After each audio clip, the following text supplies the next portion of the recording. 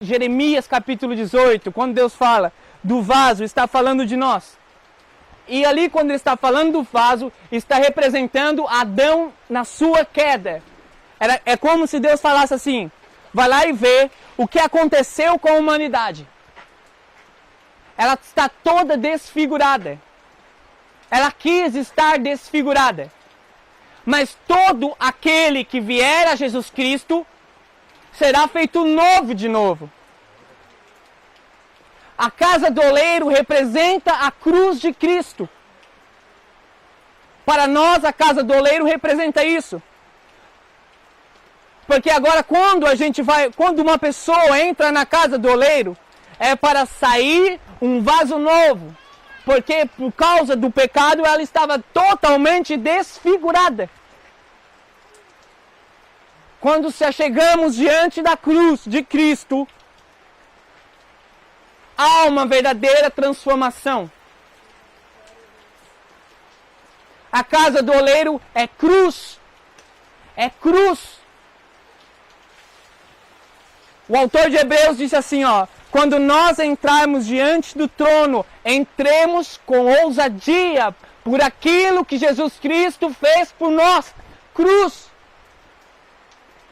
A casa do oleiro não é um lugar para mim ficar lá de mimimi. A casa do oleiro é um lugar de andar de glória em glória. É um lugar de transformação nas nossas vidas.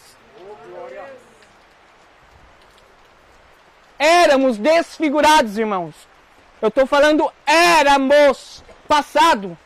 A partir do momento que a gente aceita Cristo e se depara com a cruz e com o sangue que Ele derramou por nós, nós passamos pela casa do oleiro. E agora não somos mais desfigurados por causa do pecado, mas agora nós somos totalmente novos em Cristo. E eu preciso que nós entendamos isso. Porque eu quero falar de decisões. Porque tem gente, irmãos, há muitos assim, eu tenho me preocupado, lá em casa a gente conversa muito, que estão indo na igreja para fazer mimimi. Porque não passaram na casa do oleiro, fizeram a curva, não entraram, não se encontraram com a cruz de Cristo. E quando alguém não se encontra e não se depara com a cruz de Cristo, ela vai ir para a igreja em pecado, viver em pecado, e a gente olha para a igreja e fala, essa aí é a igreja de Cristo? Compara a igreja de Cristo com uma prostituta. E a noiva agora está com um problema.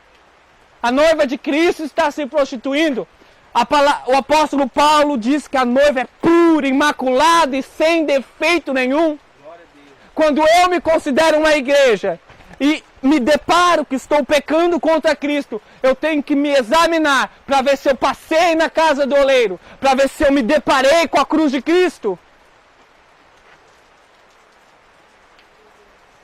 Seja jovem, seja criança, velho ou adulto, todos têm pecado e todos precisam se prostrar diante da cruz. Quando nós vivemos em pecado, quem está dominando a nossa vida por trás, por causa dos pecados, é Satanás. Mas quando eu passo na casa do oleiro, quem está dominando a minha vida é o poder direto do trono de Deus. Porque como eu falei, Jesus está ao lado de Deus Pai, nos advogando e justificando. Quando eu passo na casa do oleiro, o Pai sabe quem passa na casa dele. O Pai sabe quem se arrepende.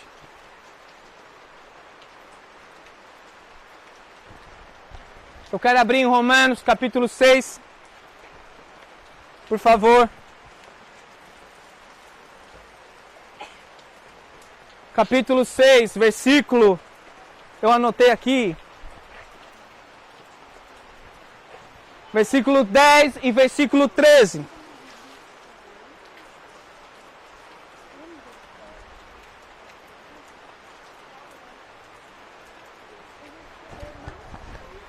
Romanos capítulo 6, versículo 10 ao 13.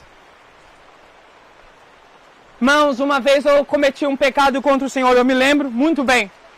E eu cheguei na frente do espelho e eu falei assim: Jesus, me perdoa, não quero cometer esse pecado amanhã de novo. Então o Senhor Jesus falou para mim: amanhã me ame mais.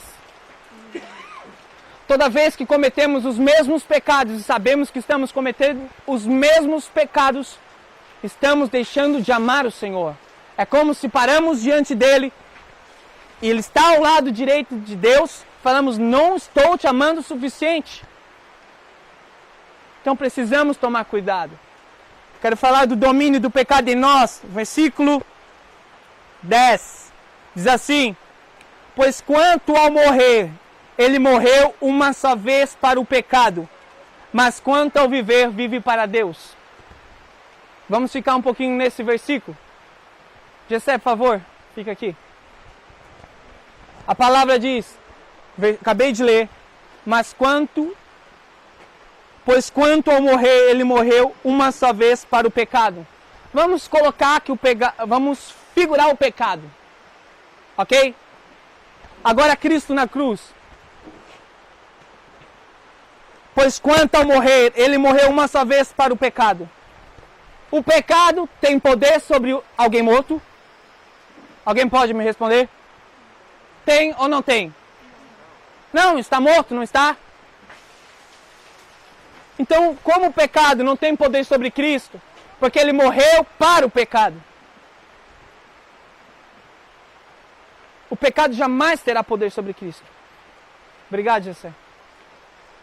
Próximo versículo diz assim: assim também vós considerai-vos mortos de fato para o pecado, mas vivos para Deus em Jesus Cristo, nosso Senhor. Da mesma maneira que Cristo morreu para o pecado, quando se unimos com Cristo, quando se unimos na morte de Cristo, da mesma maneira que o pecado não tem poder sobre Cristo que está morto, jamais terá poder sobre mim. Isso são princípios e fundamentos da palavra. Quando eu permito o pecado habitar em mim, eu tomarei as decisões erradas. Quando eu tiver que tomar decisões na minha vida, seja qual for, do namoro ao casamento, eu vou tomar a decisão em pecado se eu não estiver com Cristo. Se há pecados em mim, eu estou ainda permitindo que o pecado tenha algum tipo de domínio sobre a minha vida. E quando eu deixo o pecado ter algum tipo de domínio sobre a minha vida, as minhas decisões não vão sem amor e amor de Cristo. As minhas decisões, o pecado vai estar me influenciando por trás a tomar certas decisões. Por isso que a gente vê jovens tomando decisões muito erradas dentro da igreja. Porque há pecado escondido, porque sempre há alguma situação que os influenciam a tomar as decisões erradas. Mas quando eu me uno com Cristo que morreu já, e o pecado não tem mais poder sobre ele, a minha decisão será em Cristo. Eu tomarei as minhas decisões agora em Cristo, porque agora eu não estou mais pecando, os pecados não têm mais influência sobre mim, porque pela fé, a palavra diz que pela fé, eu não tenho mais pecado e agora não vivo mais eu, mas Cristo vive em mim. Vamos lá, versículo 12 diz: não reine, portanto, o pecado em vosso corpo mortal, para lhe obedecerdes em seus desejos. O pecado é como se fosse um rei, irmão. É como se permitíssemos ele reinar em nós. É como se a gente estivesse andando e o pecado em nós nos influenciando a olhar aonde não deve olhar, a andar aonde não deve andar, a pensar o que não se deve pensar. E desta maneira, é como se fosse um funil, só tem um lugar para ir. Quando vivemos o pecado, só temos um lugar para ir. É viver uma vida de pecado.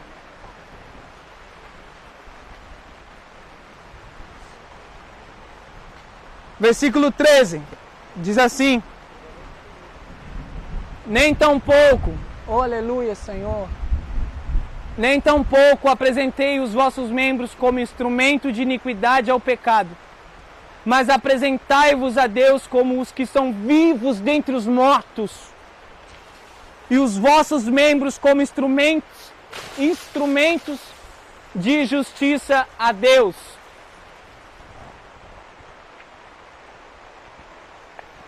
Quando os meus membros são para o pecado e o pecado está reinando em mim, a justiça de Deus não se manifesta através de mim.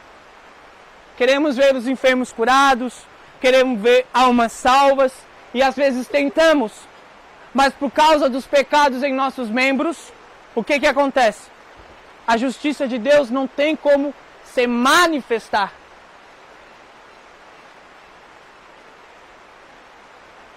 E se a justiça de Deus não se manifesta, a esperança da glória não está em mim. E temos que tomar cuidado com isso, irmãos. A esperança para o perdido está em mim, manifestando a glória e a justiça de Deus através dos meus membros. Quando os meus membros são para a justiça, então a vida de Deus se manifesta através de mim. Mas quando eu permito o pecado reinar em mim, por anos e mais anos, sem se arrepender, sem passar pela cruz, que é a casa do oleiro, deixar de ser desfigurado para ser um vaso novo, eu vou ver uma vida horrivelmente horrível. E eu não quero que você só pense nas decisões erradas que o pecado vai levar a tomar. Eu quero que você pense que as decisões erradas que o pecado está fazendo você tomar, talvez, te levem para o inferno. Mas as minhas decisões, agora, como alguém vivo dentre os mortos, é um destino, e o meu destino é o céu. Amém, irmãos?